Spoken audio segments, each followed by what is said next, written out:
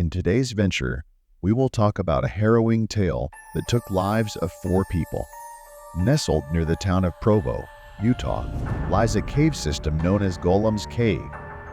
This cave, like many others in the area, attracts adventurers and explorers. Gollums Cave is known for its narrow passages, stunning rock formations, and hidden chambers. But on June 29, 2005, it became the site of a heartbreaking disaster. It was a clear summer day when a group of 6 friends decided to embark on an adventure into Gollums Cave.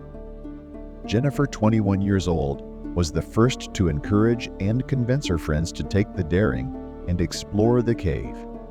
Jennifer previously had just survived her demise when she became hypothermic in the very same cave.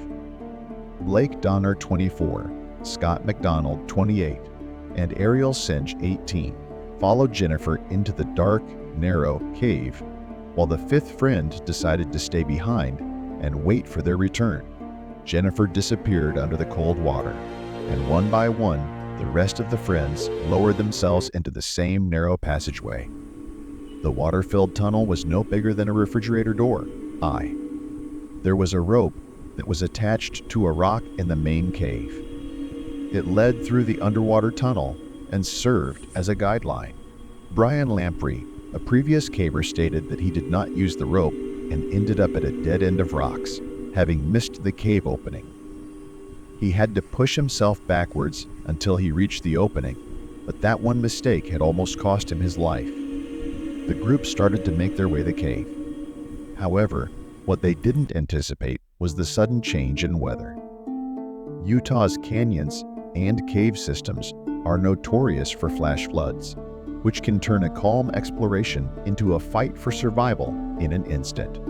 Unbeknownst to the group inside Gollums Cave, a storm was brewing above ground.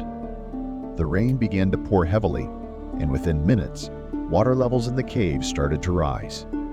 Trapped deep inside the cave with water levels increasing rapidly, panic set in. The narrow passages that had been thrilling to navigate now became deadly obstacles. The group struggled to find an escape route.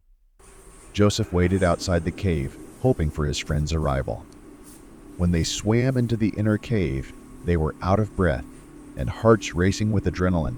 But as soon as their faces escaped the water, they felt a breath of relief. Unfortunately, due to the stagnant nature of the water, bad air built up inside the cave, which meant that it lacked the normal 21% oxygen and 78% nitrogen. With the passage of time, the oxygen would be depleted. Carbon dioxide is also known to build up in limestone caves due to erosion and seepage from plant decay. Once they were in this cave, they quickly understood that they couldn't breathe well and should return immediately. Even that would require them to be really quick, because the entrance hole was big enough for one person to traverse through the narrow tunnel, with each person passing leaving less time for the one behind. Jennifer exited first, but was unable to find the exit hole before running out of breath. In the cave, the other 3 would be unaware on the situation of Jennifer. After about a minute, Ariel would have been the next to exit the cave. In a carbon dioxide level of just 2 or 3%, her respiration rate would have doubled, making each second more critical. Quickly swimming forward with her final burst of energy, she reached ahead to locate the opening. It would have been mind-boggling to feel the body of your friend floating right before the opening of the cave and blocking the passage for those coming behind. Blake and Scott had been breathing the bad air for quite some time, with each feeling the sick effects of an oxygen-depleted environment and the panic associated with such an uncomfortable atmosphere. Blake would be next and would be eager to get out of this scenario. Finding the bodies of your mates floating ahead of you leaves you confused which way to go. He realized that Ariel wasn't moving and needed to be pushed through to save her.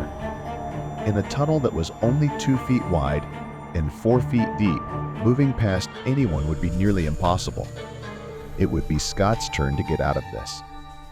His journey through the tunnel would be stopped short when he encountered his friends in such a miserable state and must have fallen unconscious very quickly.